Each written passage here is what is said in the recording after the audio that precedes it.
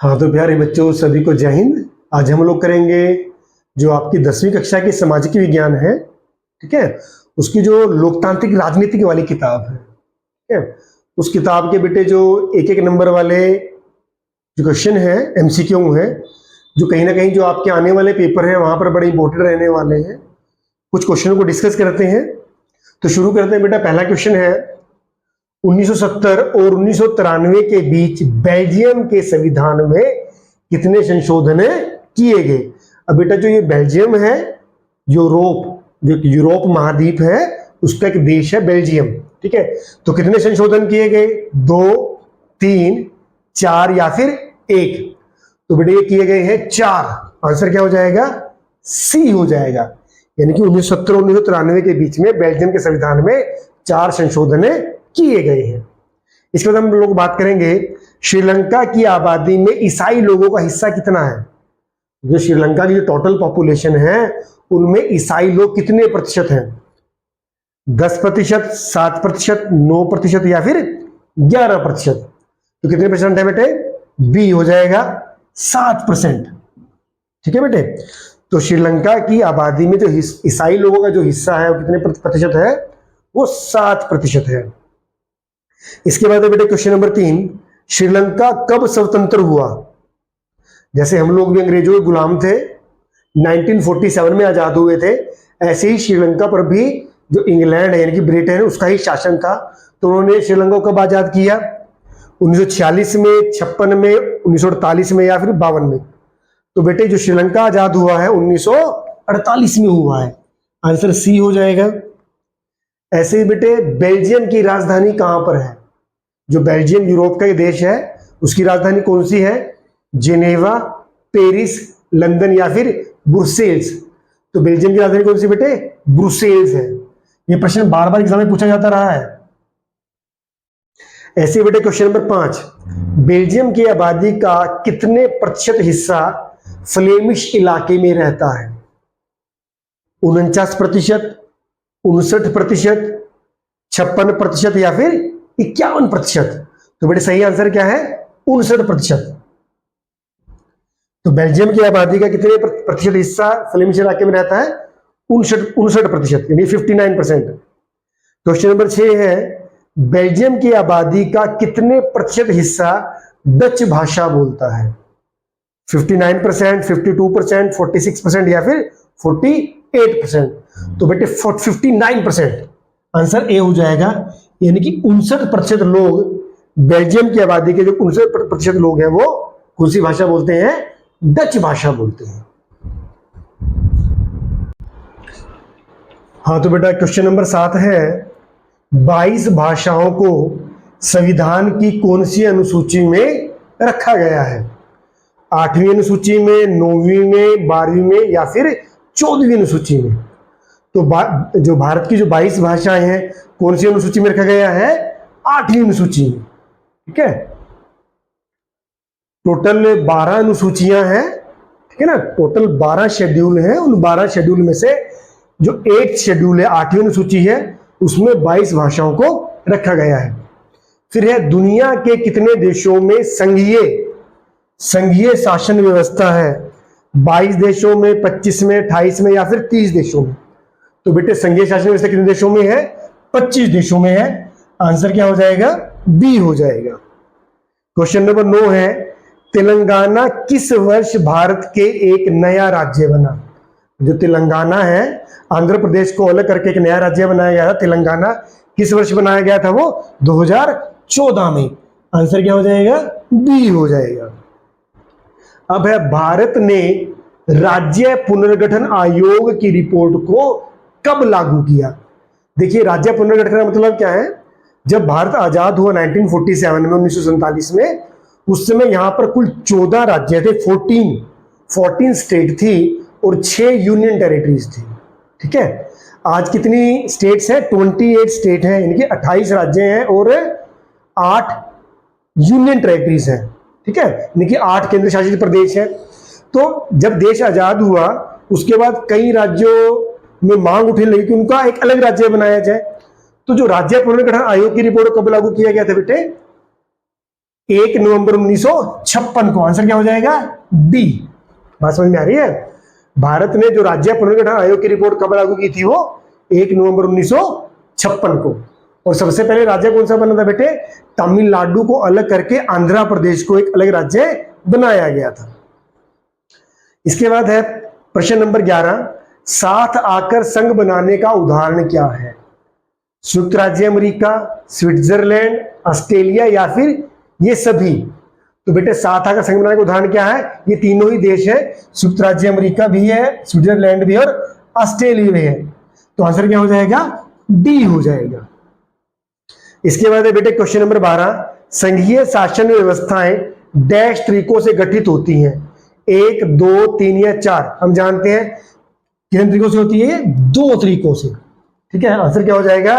B हो जाएगा 2। 2 क्या होता है बेटे?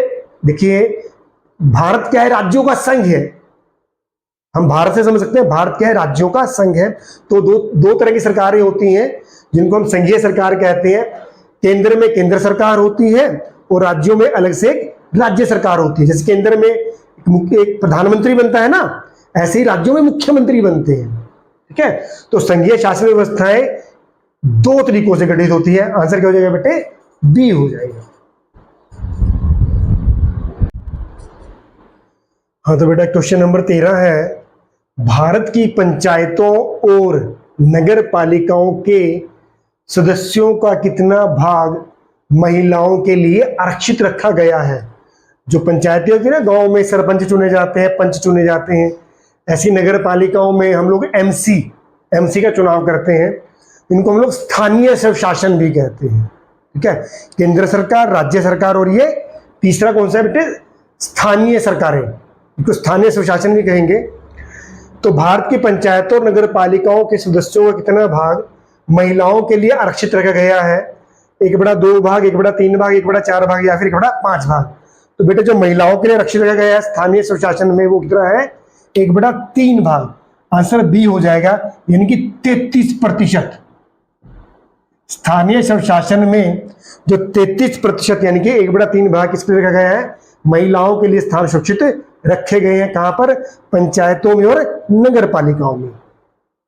ऐसे बेटे प्रश्न नंबर 14 है, धर्म को राजनीति से कभी भी अलग नहीं किया जा सकता, ये शब्द किसने कहे बेटे? ये शब्द कहे गए हैं महात्मा गांधी द्वारा। तो आंसर क्या हो जाएगा बेटे? बी हो जाएगा, महात्मा गांधी। 2001 में हिंदुओं की आबादी थी। हाँ बेटे, जब 2001 की जनगणना हुई थी तो हिंदुओं की आबादी कितनी थी? 80.5%। आंसर क्या हो जाएगा? ए, 80.5%। पर अगर हम 2011 की जनगणना की बात करें तो हिंदुओं की आबादी कितनी है आपकी 2011 में? 79.8%। तो भाई ये 2011 में है। 2001 में कितनी आबादी है? हिंदुओं की 80.5% है और 2011 में कितनी है? 79.8%। ओके, इसके बाद है, औरत और आदमी के समान अधिकारों और अवसरों में विश्वास करने वाली महिला या पुरुष को क्या कहलाते हैं? हाँ बेटा, औरत और आदमी के समान अधिकारों की जो बात करते हैं उन्हें क्या बोलते हैं? नारीवादी। आंसर क्या हो जाएगा? सी हो जाएगा, नारीवादी। भारत का राजधर्म क्या है? हिंदू, सिख, ईसाई, इनमें से कोई नहीं। तो बेटे संविधान के अनुसार जो राज्य है उसका कोई भी धर्म नहीं है, सभी धर्मों को समान महत्व दिया जाता है। इसलिए आंसर क्या हो जाएगा? भारत का राजधर्म क्या है? इनमें से कोई नहीं है, डी हो जाएगा आंसर। प्रश्न नंबर 18, विश्व के किस देश में सार्वजनिक जीवन में महिलाओं की भागीदारी का स्तर काफी ऊंचा है? मतलब जो सार्वजनिक जीवन में महिलाओं की जो पार्टिसिपेशन है बहुत ज्यादा है। कौन से देश है? स्वीडन है, नॉर्वे है या फिनलैंड है? बेटे सभी के सभी देश हैं। इन सभी के सभी देशों में जो सार्वजनिक जीवन है महिलाओं की जो भागीदारी है बहुत ज्यादा है। तो आंसर क्या हो जाएगा? डी हो जाएगा, उपरोक्त सभी। हाँ तो बेटा क्वेश्चन नंबर 19 क्या है? भारतीय समाज का स्वरूप निम्न में से कौन सा है? मातृ प्रधान है, इनकी मम्मियों की ज्यादा चलती है, या पितृ प्रधान है, या पिता की ज्यादा चलती है, या मातृ और पितृ प्रधान दोनों है, या फिर उपयुक्त में से कोई नहीं है। तो बेटे जो भारतीय समाज कैसा है, वो स्वरूप कैसा है, वो पितृ प्रधान है, पिता प्रधान। ओके, ठीक है बेटा।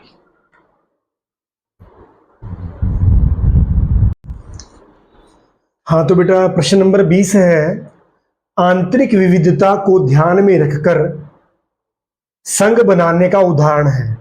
मतलब वो देश कौन सा है जिसमें बहुत सारी विविधताएं हैं? Bharat, Belgium, Spain. ठीक है, तो आंतरिक विविधता को ध्यान में रखकर संघ बनाने के उदाहरण कौन से हैं? ये सभी देश, भारत भी ठीक है, बेल्जियम भी ठीक है और स्पेन भी ठीक है। तो आंसर क्या रहेगा बेटे? डी हो जाएगा।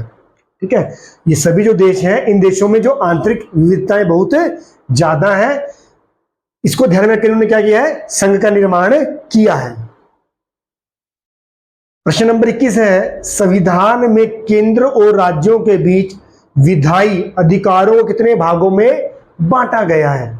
ठीक है, मतलब जो बेटे संवैधानिक शक्तियां हैं या किन किन विषयों पर कौन कौन कानून बना सकता है, तो कितने विषय हैं बेटे? वो 3 विषय हैं। कौन कौन से? एक तो बेटा केंद्रीय सूची है, जिसको संघीय सूची भी कहते हैं। दूसरी क्या है? राज्य सूची है। ठीक है, तीसरी क्या है? समवर्ती सूची है। ठीक है, केंद्रीय सूची पर केंद्र कानून बनाता है, राज्य सूची पर केवल राज्य कानून बनाते हैं, और जो समवर्ती सूची होती है उसमें केंद्र और राज्य दोनों ही कानून बना सकते हैं। ठीक है, अगर कोई डिस्प्यूट हो जाए तो केंद्र द्वारा जो पारित किया गया, लागू किया गया कानून है वो मान्य होता है। ठीक है, तो संविधान में केंद्र और राज्यों के बीच विधायी अधिकार कितने भागों में बांटा गया है? 3 भागों में। आंसर हो जाएगा ए। ठीक है ना, 3 कौन से हैं? केंद्रीय सूची, राज्य सूची और समवर्ती सूची। प्रश्न नंबर 22 है, संघ सूची के विषयों पर कानून बनाने का अधिकार किसके पास है? संघ सूची कौन सी होती है बेटे? केंद्र सूची होती है, केंद्रीय सूची होती है, तो इस पर केंद्र सरकार कानून बनाती है। आंसर बेटे ए हो जाएगा। ठीक है बेटे, इसके बाद है, निम्न में से कौन सा विषय संघ सूची का नहीं है? मतलब केंद्रीय सूची में नहीं आता। पुलिस, प्रतिरक्षा, संचार और मुद्रा। देखिए जो प्रतिरक्षा है, देश की सीमाओं की रक्षा की जिम्मेवारी किसकी है? केंद्र सरकार की है। संचार कम्युनिकेशन भी किसके पास है? केंद्रीय सूची में आता है। और मुद्रा भी किस में आती है? केंद्रीय सूची में आती है। तो जो पुलिस है ये केंद्रीय सूची में नहीं आता है, तो आंसर हो जाएगा ए हो जाएगा, पुलिस बेटे राज्य सूची का विषय है। प्रश्न नंबर 24 है, निम्न में से कौन सा विषय संघ सूची का है? संघ सूची में क्या आता है? शिक्षा, विवाह, कृषि। तो बेटे जिसमें, और ये विदेशी मामले, जो फॉरेन अफेयर्स हैं, जो बेटे विदेशी मामले हैं, किस में आते हैं? ये केंद्रीय सूची में आते हैं, संघ सूची में आते हैं। तो आंसर क्या हो जाएगा? डी हो जाएगा। प्रश्न नंबर 25 है, समवर्ती सूची पर कानून बनाने का अधिकार किसके पास है? देखिए समवर्ती सूची में केंद्र और राज्य सरकार जो होती है दोनों ही कानून बना सकती है। तो आंसर क्या हो जाएगा बेटा? ए व बी दोनों, यानी डी हो जाएगा। प्रश्न नंबर 26 है, भारत में किस भाषा को राष्ट्रभाषा का दर्जा दिया गया है? तो हिंदी, इंग्लिश, तमिल या इनमें से कोई नहीं? तो बेटे इनमें से कोई भी नहीं है। जो राष्ट्रभाषा का दर्जा किसी भी भाषा को नहीं दिया गया है। जो बेटे देश की 8वीं सूची है उसमें जो 22 भाषाएं शामिल की गई हैं, सभी की सभी क्या है? वो राष्ट्रभाषाएं हैं। ठीक है बेटा, इसके बाद है, भारत की किस भाषा को राजभाषा माना गया है? ठीक है ना, डिफरेंस आ जाएगा। भारत की किस भाषा को राजभाषा माना गया है? बेटे हिंदी को क्या माना गया है? राजभाषा माना गया है। अनुच्छेद 343 क या 1, ठीक है, 343 क या 343 1 में जो हिंदी है उसको क्या माना गया? भारत की राजभाषा माना गया है। प्रश्न नंबर 28, कौन सा देश साथ लेकर चलने वाले संघ का उदाहरण है? भारत, पाकिस्तान, श्रीलंका, अमेरिका। तो आंसर क्या रहेगा बेटे? भारत क्या है बेटे? संघ को साथ लेकर चलने का उदाहरण है। हाँ तो बेटे प्रश्न नंबर 29 है, भारत ने अपने परमाणु परीक्षण किए हैं, कहां पर किए हैं? राज्य दिए हुए हैं, राजस्थान में, गुजरात में, महाराष्ट्र में, हरियाणा में। तो भारत ने परमाणु परीक्षण कहां पर किए हैं? राजस्थान में। जो राजस्थान का पोखरण है, जो राजस्थान का पोखरण है, वहां पर भारत ने अपने परमाणु परीक्षण किए हैं। प्रश्न नंबर 30 है, संविधान की 8वीं अनुसूची में हिंदी के अतिरिक्त कितनी भाषाओं को मान्यता दी गई है? बेटे कुल 22 भाषाएं हैं, ठीक है। कुल कितनी भाषाएं हैं? 22 भाषाएं हैं। तो हिंदी के अतिरिक्त कितनी भाषाएं बचती है? 21। तो आंसर हो जाएगा बेटे सी हो जाएगा, ठीक है। इसके बाद है बेल्जियम किस महाद्वीप में स्थित है? बेल्जियम किस में है? यूरोप में। आंसर हो जाएगा मेरे बेटा बी। इसके बाद है श्रीलंका की आबादी में सबसे बड़ा हिस्सा किस प्रमुख सामाजिक समूह का है? सिंहली, मुस्लिम, श्रीलंकाई तमिल, भारतीय तमिल। तो बेटे जो सिंहली समुदाय है वो सबसे ज्यादा है कहां पर? श्रीलंका में। तो आंसर हो जाएगा ए, सिंहली। इनका जो प्रतिशत कितना है? 74% है। सिंहली कितने हैं? ये 74%। प्रश्न नंबर 33 है, बेल्जियम में इनमें से कौन सी 2 भाषाएं सामान्य रूप से बोली जाती हैं? तो कौन सी 2 भाषाएं बेटे? डच और फ्रेंच। ये डच और फ्रेंच ऐसी 2 भाषाएं हैं जो बेल्जियम में सामान्य रूप से बोली जाती हैं। इसके बाद है श्रीलंका में सिंहली भाषा को, श्रीलंका में सिंहली भाषा को राजभाषा कब घोषित किया था? 1956 में। हाँ, तो बेटा आंसर क्या हो जाएगा? सी। 1956 ईस्वी में सिंहली भाषा को राजभाषा घोषित किया गया था।